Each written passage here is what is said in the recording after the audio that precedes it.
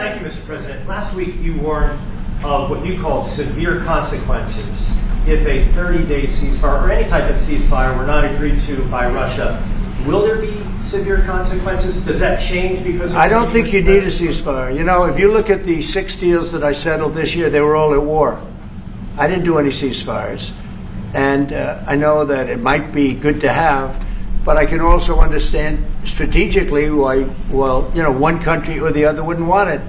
You have a ceasefire and they rebuild and rebuild and rebuild, and, you know, maybe they don't want that.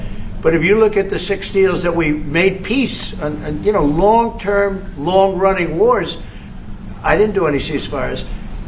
Would I like the concept. You know, I like the concept of a ceasefire for one reason, because you'd stop killing people immediately, as opposed to in 2 weeks or 1 week or whatever it takes. But we can work a deal where we're working on a peace deal while they're fighting. They have to fight. I wish they could stop. I'd like them to stop. But strategically, that could be a disadvantage for one side or the other. But all of these deals I made without even the mention of the words ceasefire.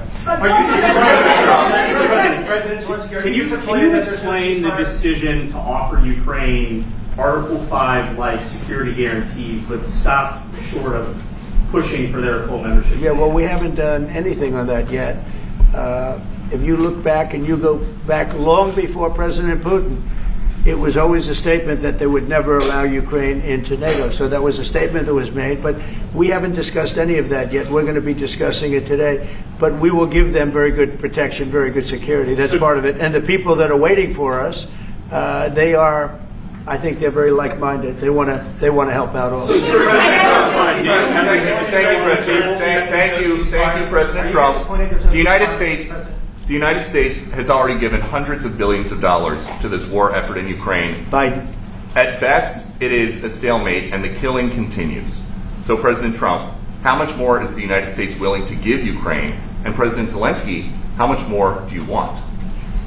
Well, I'll start off just by saying we're not giving anything now. We're selling weapons. This is something before, I guess the number is well over $300 billion. That was under Joe Biden, a corrupt politician, not a smart man, never was. By the way, go back 40 years, he was not a smart man 40 years ago either, but now he's in particular bad. This was done by a corrupt administration that shouldn't have been in, and frankly, if the right results of the election were given, if I were president, this war would have never taken place, and he would have been very happy, because he would have liked to have seen. I mean, they went through hell. He went through hell.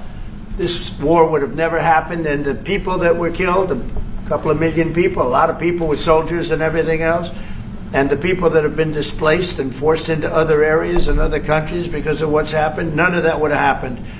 And I'm just saying that he was a horrible president, whether it was the borders or this. He was just a horrible, corrupt president. Mr. President, you want to answer? I can. Thank you so much. So first of all, we have possibility now to buy weapon from the United States. We are thankful for this program and this opportunity. We are thankful for Europe. They pay for this. And through NATO program, for example, Pearl and etc., we have some programs where we can have some money to finance this. And this is a part, I think, it's not a part for the war and to defend us. It also will be a part for security guarantees, to strengthen our army, to rearm Ukrainian army. This is very, very important. And it depends how much money we need to rearm. For example, the question of air defense, we spoke about it with President Trump, and I'm happy that we have now bilateral decisions and we work on it with production, American production. Nobody in Europe has so many air defense like Patriots, for example. We need it very much, and this is also about defending. And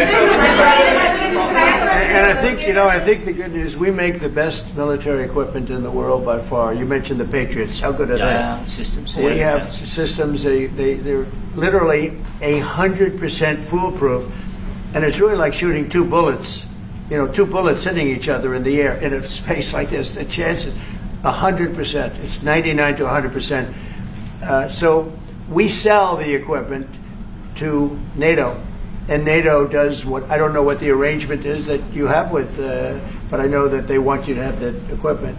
and we're getting the best equipment in the world, but they pay us for the equipment. Under Biden, it was just crazy what was going on. I believe the number is over 300. I think it could be $350 billion worth of equipment and money and everything else. And we've made more progress in settling this war in the last 2 months than they made in 4 years. This should have been settled a long time ago, but it should have never happened.